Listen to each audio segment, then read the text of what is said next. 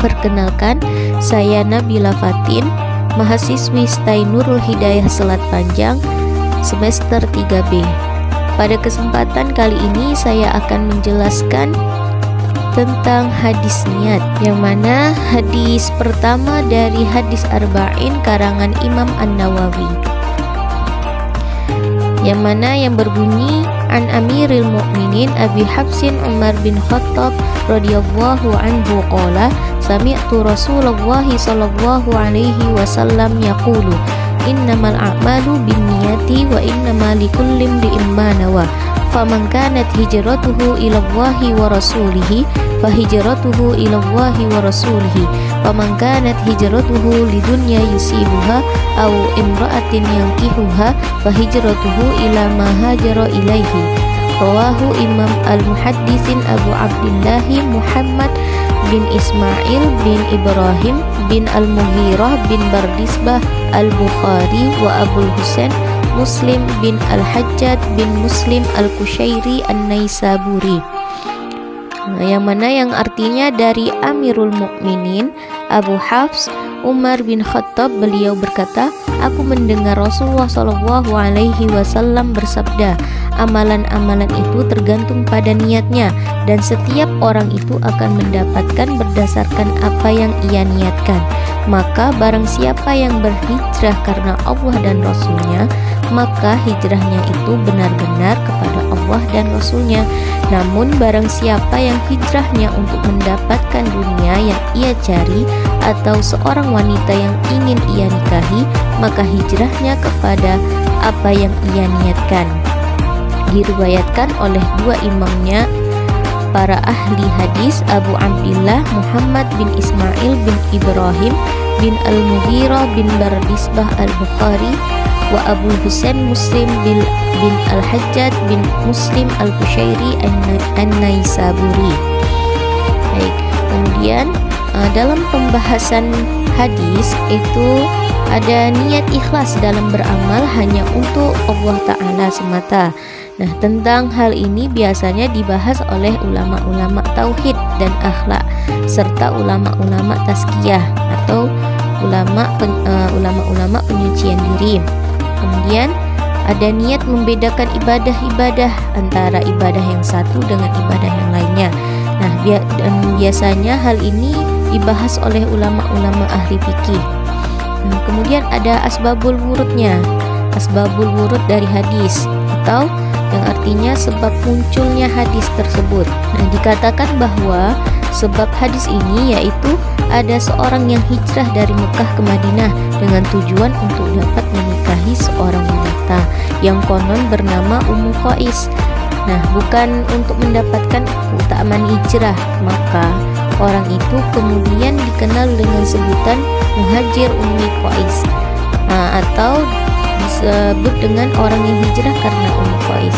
Nah, diriwayatkan oleh At-Tabrani dari jalur Al-A'mas Ibnu Hajar rahimahullah berkata dalam Fathul Bari, sanad hadis ini sahih berdasarkan syarat dua syekh atau Bukhari dan Muslim.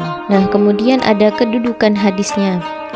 Hadis tentang niat ini merupakan salah satu dari hadis-hadis yang menjadi inti ajaran Islam.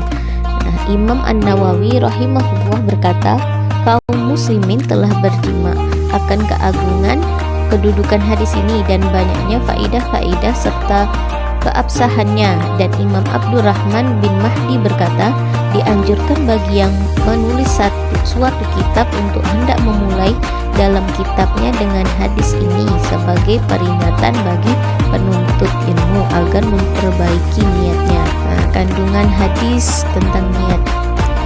Yang pertama yaitu niat merupakan syarat diterima atau tidaknya amal ibadah, dan amal ibadah tidak akan mendatangkan pahala kecuali berdasarkan niat karena Allah Ta'ala. Kemudian yang kedua, ikhlas berniat semata-mata karena Allah Ta'ala, dituntut pada semua amal soleh dan ibadah. Kemudian ada yang ketiga, seorang mukmin akan diberi ganjaran pahala berdasarkan kadar niatnya. Yang keempat yaitu semua perbuatan yang bermanfaat dan mubah boleh jika diiringi niat karena mencari keridhaan Allah, maka dia akan bernilai ibadah. Kemudian yang kelima yaitu yang membedakan antara amal seorang mukmin dan orang kafir. Kemudian yang keenam, hadis di atas menunjukkan bahwa hadis tersebut menunjukkan bahwasanya niat merupakan bagian dari iman karena dia merupakan pekerjaan hati, dan iman menurut pemahaman ahli sunnah wal jamaah adalah membenarkan dalam hati, diucapkan dengan lisan dan diamalkan dengan perbuatan. Nah, kemudian ada wajib memperhatikan kebeningan hati dari dosa-dosa dan maksiat serta menghindari riya ataupun mengharapkan pujian orang lain. Nah, yang dimaksud dengan hadis ini yaitu ada niat. Maksud dengan hadis tersebut adalah niat adalah syarat mutlak sahnya ibadah. Ada sholat, puasa, kemudian zakat. Tanpa niat ikhlas karena Allah, ibadah tersebut tidak akan dianggap sah atau tidak bernilai pahala di sisinya. Kemudian ada keikhlasan. Hadis ini mendorong setiap muslim untuk selalu ikhlas dalam beramal, baik ibadah maupun perbuatan duniawi, agar bernilai ibadah dan mendapat ridho Allah. Kemudian ada pembeda kualitas amal.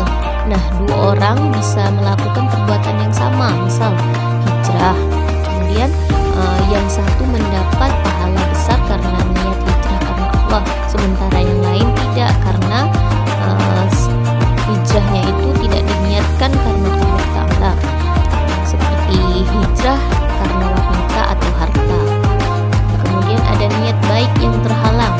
Nah, jika seseorang berniat baik, misalnya nih sedekah, tetapi terhalang karena sakit atau meninggal, nah ia tetap mendapatkan pahala penuh karena niatnya yang tulus. Kemudian ada tempat niat di hati. Nah, niat adalah urusan hati atau tujuan dalam hati. Nah, tidak diisyaratkan melafalkannya kecuali dalam manasik haji. Kemudian niat diucapkan hanya untuk membantu konsentrasi. Kemudian ada dasar kaidah fikih. Nah, dari hadis ini lahir kaidah penting yaitu al-umuru bi maqasidiha. Nah, urusan-urusan tergantung pada tujuannya atau tergantung pada maksudnya. Cukup sekian pembahasan dari saya, kurang lebihnya mohon maaf yang sebesar-besarnya.